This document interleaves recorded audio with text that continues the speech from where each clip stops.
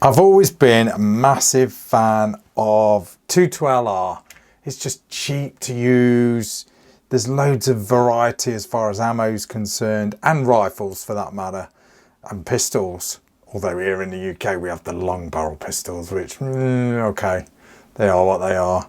But that's another story. But as far as rifles go, you know, there's plenty of bolt actions, there's plenty of semi-auto rifles. And this right here is the Savage Arms A22 semi-auto. And I do quite like it, if I'm perfectly honest. It's been quite a good rifle that's on test. Not a new rifle by any means, it's been out quite a while. I've been keen to get my hands on one of these just to give it a run. I kind of like its target configuration in the stock that it's in. It's, you know, it's kind of like a targety style stock, but semi-auto. I kind of like that sort of mix, if that makes sense. You know, sometimes you've either got tactical sort of semi-autos and you've got like target bolt actions. Yeah, I know you can get Ruger 1022s that are more target orientated, and obviously they are semi-auto, but no, this has been pretty cool. Let me just throw out some specs and then we'll sort of just break it down in a usual sort of rack and load review. So, semi-auto, this one is in blued coloration, as you can see the barrel is. I think it's a button rifle barrel on this one. Barrel length is 22 inches or 55.9 centimeters.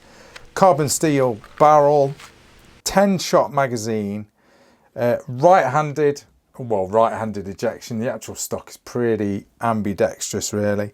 Length of pull is 13.5 inches or 33 centimeters. The magazine, like I said, is 10 round. It's rotary magazine, pretty similar to Ruger 1022s. Not quite as good though, gotta be honest. Rate of twist is 1 in 16 in the barrel. Overall length is 41 inches or 104.1 centimeters. And it has a synthetic stock, although I thought it was wood, to be fair. I think it is wood, if I'm perfectly honest. I'll have a closer look at that in a minute. And it weighs in at 5.6 pounds or 2.54 kilograms. Now, let's get into the gripes first, okay? There's always a gripe with you, Rack. What's the matter with you? Getting miserable in your old age. Right, the magazines. I'm going to find a Ruger 1022 magazine, which I happen to have here in the Rack Cave, just the other side of the Rack Cave, get an older one. So, rotary magazines, right, this is the Savage rotary magazine. It's all right. It's got a few sort of sharp edges on it. You know, after a bit, your thumb starts to get a little bit sore. Don't know, I'm just, you know, worst case scenario, I'm just sort of, you know, if you've got cold fingers or, I don't know, you just, baby soft skin, not like me, but after a bit, it just starts to get a bit, you know, monotonous loading these magazines. And always the last one is quite hard to sort of push in. I don't know, it's kind of weird. They work like the Ruger 1022 magazines, got one here, but just not as good, I don't think. This is a lot more comfortable to load in the rounds. You sort of just, you know, feed them in like that. I don't know, this is just, I don't know, it just doesn't feel as good, okay? Magazines on the Savage seem to be a lot heavier than on the Ruger, for example, okay? And on the Savage, you actually got the magazine release is actually on the magazine. So that's probably why it is a little bit heavier. Polymer, a lot of it is polymer. That side seems to be steel. This side seems to be all polymer. So, is it steel? Let's do the magnet test. Oh no, all right, then it must be aluminium. So, my bad. Whereas on a Ruger 1022 magazine, you've got quite a bit of steel in there, and they've got steel lips as well. The lips are steel on that side of the Savage, but I don't know, overall I wasn't keen on the magazine. Okay, in a nutshell, I'm not overly keen on the magazine. I prefer the Ruger 1022 magazine. I think the Ruger have got the rotary magazine down to a T. But saying that, was it reliable, Rack? Yeah, it was. It was bang on. I had no problems with it whatsoever. So, you know, I gripe a little bit about loading it, but other than that, not too bad. Now, pushes in like so, clicks in pretty positively. Let me just show you. And then obviously you just push that and it does come out pretty damn easy. Okay, so not too bad, not too bad. Just in case you are interested, by the way, this is wearing a Bushnell. I think it's a 3 to 12 times 44, I think it is. I could be totally wrong. I think it's smaller than that. Oh, I don't know, that's the scope anyway. Not a bad little scope, little mil dot scope. Did all right on the review, on the test, worked pretty well. Didn't do a target for this one. I was just mainly shooting steel. Once I got it zeroed, I didn't find it amazingly accurate. I don't know, semi-autos tend to be, I don't know, in some cases not as good, but I don't know, it was all right. I was shooting 100 yards, I was shooting a little steel. It seemed to be grouping pretty well on the steel, but I didn't do a paper with it. I think, to be fair, I was just having too much fun tinging the steel. So yeah, that's your scope anyway. A little Bushnell that's on there. You may have noticed it is wearing a Magpul bipod, which are excellent. If you want to know more about one of them, I have done a review. Excellent bipods, okay? This, by the way, is kindly on loan from Edgar Brothers here in the UK, this rifle, so special thanks to them. Right, let's take it from the top then. We've already sort of talked about the magazine. Let's take it from the recoil pad. So, nice soft recoil pad, not that you need it, but it's pretty grippy anyway. So, good recoil pad, butt pad, whatever you want to call it. Nice texturing on there, like that. The stock is pretty ambidextrous, okay? The cheek piece, the pistol grip, really quite nice. You've got a bit of a hook there so you can pull the gun into you. Sling swivel stud there. Moving along, you've got like this stippling effect on it, which offers pretty good traction.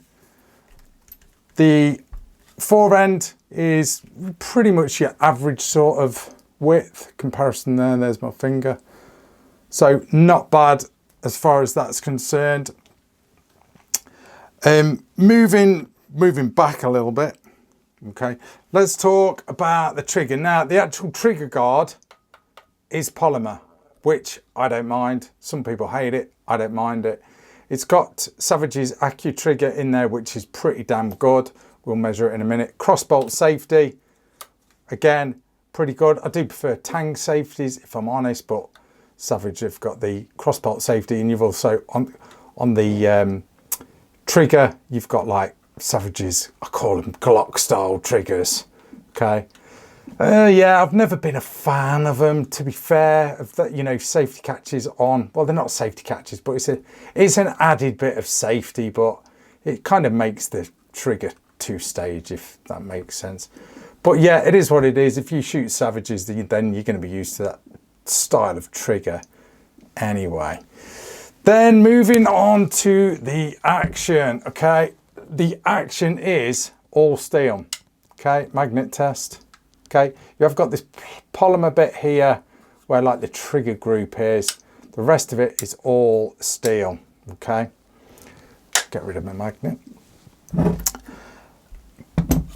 Blowback action, as far as operation is concerned, semi-auto. Did I have any problems with it? No, not really. Worked really well. No problems with feeding, no feeding issues. Ejection was good. Cocking was good. There's your cocking handle there. Let's take the mag out and we'll sort of lock it back.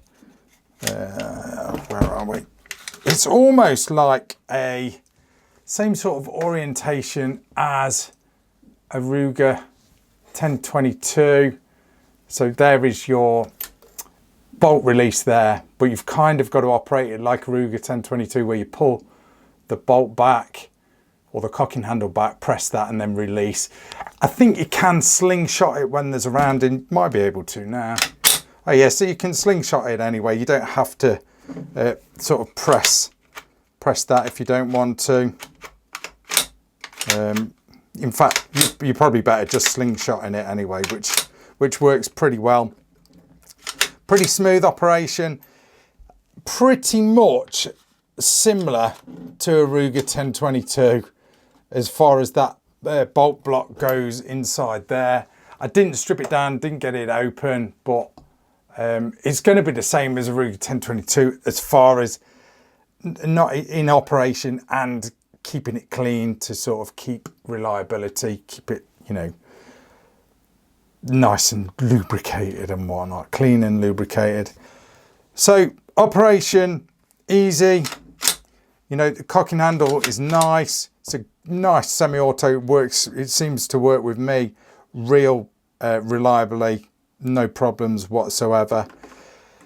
So no issues there. Like I said, I had no sort of problems with this gun at all, and usually they raise their ugly head when out with me. If there's going to be a problem, there's going to be a problem when I'm testing them. Let's give this trigger a pull, so see what it's doing. Like I say, I found it all right. It, you know, it felt pretty good, to be fair. Semi-auto, predictable. Reset on it was quite predictable as well, so you could sort of really sort of you know, rattle the rounds off if you wanted to. Guys that are shooting this rifle or what will want this rifle, will it make a good hunter? Probably. It's the kind of gun that would be good for a hunter, although not the lightest, but you know, if you set up somewhere, you know, where you know there's going to be loads of bunnies or something like that, then ideal. But I think it'll appeal to the person that, or to the shooter that he is wanting to do a bit of hunting and a bit of target work. So let's just give that trigger a pull, see what it's doing. It felt all right, to be fair, if I'm perfectly honest.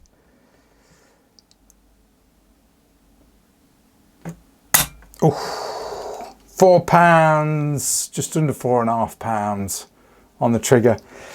Yeah, not bad. I mean, it is what it is, and it's not like it's a Gucci competition rifle, is it? Okay, so yeah, really not bad a trigger. Can that be adjusted? I think it can. I think you've got to drop the trigger out to sort of tinker with it. I've not got a manual for this one because this is a demo rifle that is on loan, so I've not got like the box and the manual for it. Moving along to the barrel, excuse me. So fluted barrel, which is nice. I mean, is it really going to get hot? I suppose you could get it warm, couldn't you, if you're rattling off the rounds? But I think fluting looks good these days, rather than, you know, it's more sort of for look than function in a rimfire anyway, I think. Threaded barrel, so you can throw on a mod. You're going to ask me what thread that is. I think it's 1/2 inch UNEF by the looks of it. With it being American, I would imagine it'll be UNEF. And then you've got 2 sling swivel studs here. Obviously the one is being utilised to put this bipod on. There's your other one, which is nice. I'll show you the other side of it. Picatinny rail as well, to give you a bit more versatility as far as adding scopes, or mounting scopes, should I say. So it does look pretty tactical, I think. It looks quite a tactical mini sniper rifle, which is kind of cool. I really like it. I think it's all right.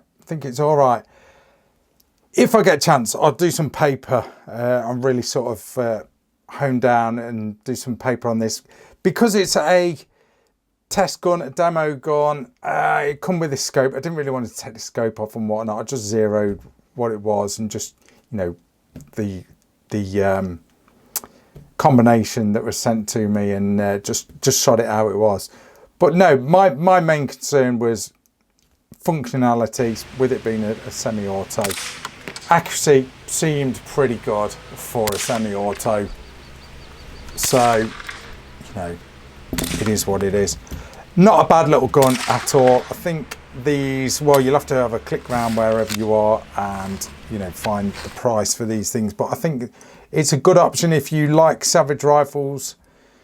You know, some guys kind of stick to either Ruger or Savage or Tikka or CZ or whatever. You know, although CZ, you're right, CZ do a semi-auto, but I don't think it's all that, is it? 22LR and Tikka's, Tikka's done a semi-auto 22LR. Don't think they have they? Maybe they need to. I think that'd be quite good. But if you like your Savages, I think this will be one for you. And no doubt your 22LR bolt action Savages, the magazines I would imagine will be compatible. So worth a thought there if you're already running Savages. But anyway, I'm going to leave it at that, guys. Thanks for watching. That is your rack and load review of the Savage A22 semi-automatic 22LR rifle. Not bad at all. Just those mags.